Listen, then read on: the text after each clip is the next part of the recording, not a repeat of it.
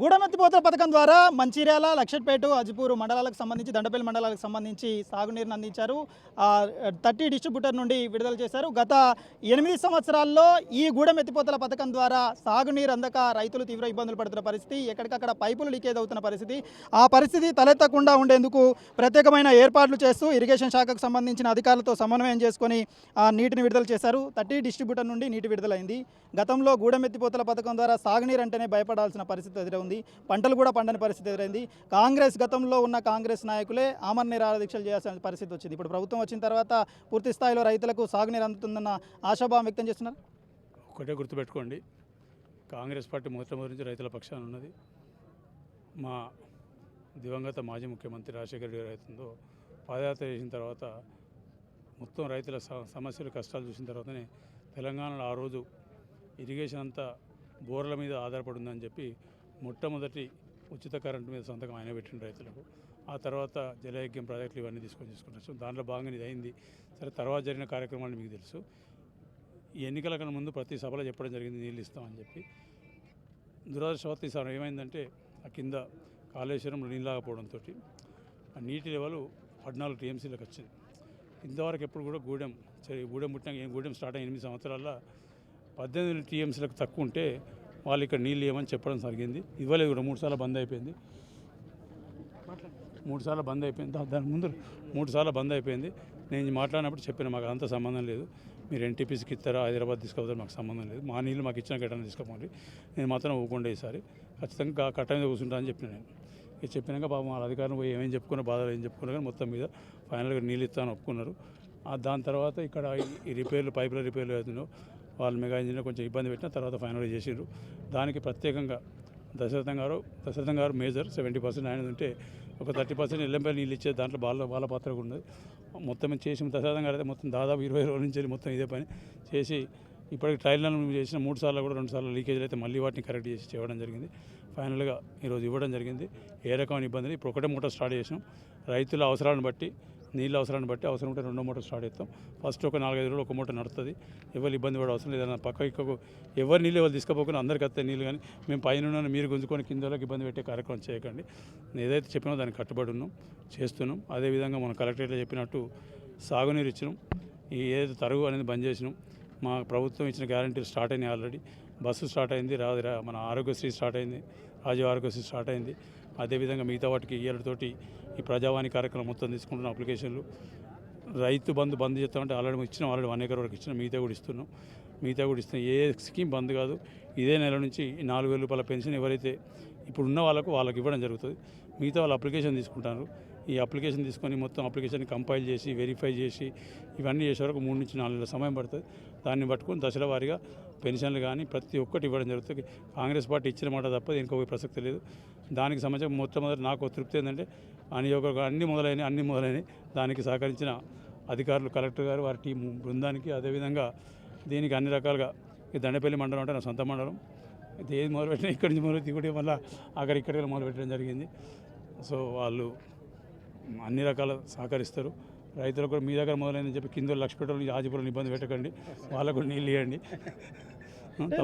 లక్షపేట, ఆజ్పూర్, దండపల్లి 3 మండలాల తలాపున గోదావరి ఉంది. కానీ కడెం నుంచి రావాల్సిన నీటి ఈసారి ఆయకట్టుకు సంబంధించి నీరు అందే అవకాశం లేదు. క్రాప్ హాలిడే కూడా ప్రకటిస్తామని చెప్పారు. కడెంకు సంబంధించి ఇప్పటికే మరమ్మతులు చేయాల్సిన పరిస్థితి. ఇప్పుడు గూడెమెత్తిపోతల నుంచి నీళ్ళు వస్తున్నాయి కానీ కడెం నుంచి వచ్చే అవకాశం లేకపోవడంతో కింది రైతులకు ఏం సూచనలు సలహాలు చేస్తున్నారు? మా కింది రైతులు మాకు అందరు మా రైతులు కింది పయోలు కాదు చెప్పిన వాళ్ళకి మొదలు మాట్లాడిన కడెంతో మాట్లాడితే వాళ్ళు చెప్పిన నెల కిందనే చెప్పారు.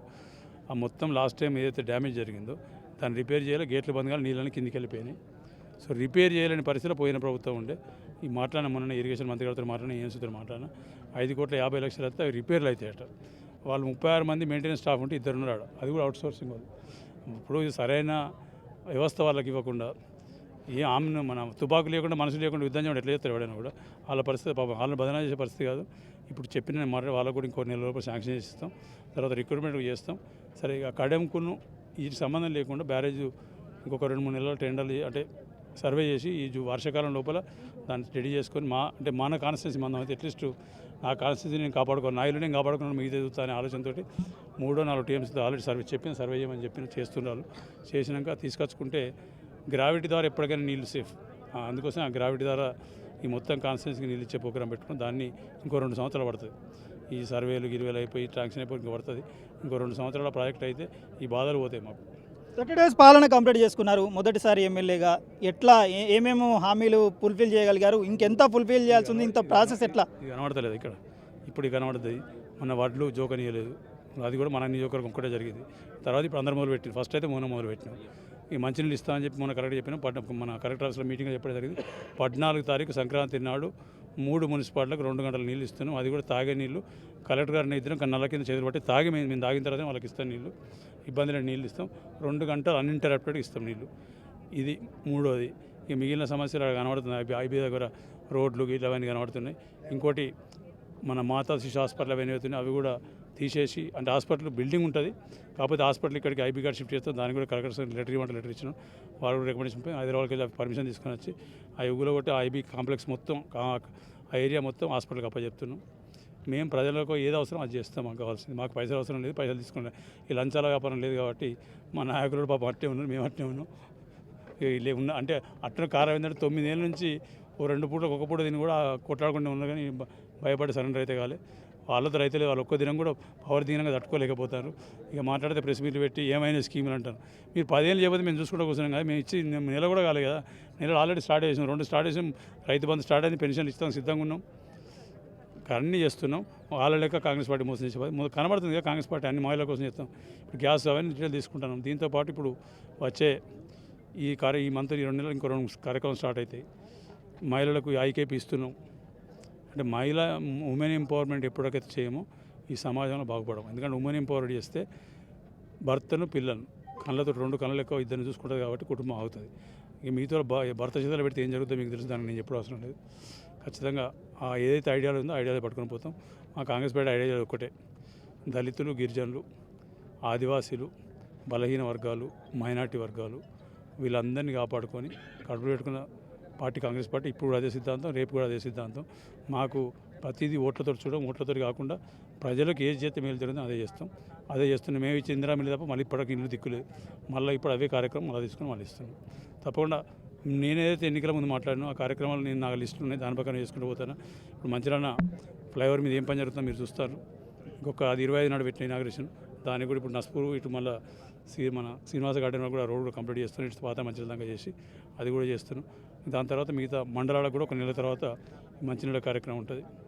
ఫస్ట్ ఏంటంటే మొట్టమొదటి బేసిక్ నీడ్స్, తాగడానికి నీరు అవి చేయగలిగితే మిగతా మెల్లమెల్ల చేసుకోవచ్చు. కలెక్టర్ గారితో రిక్వెస్ట్ చేస్తే డిఎండిఎఫ్ నుంచి పరిధులు కూడా ఇస్తున్నారు.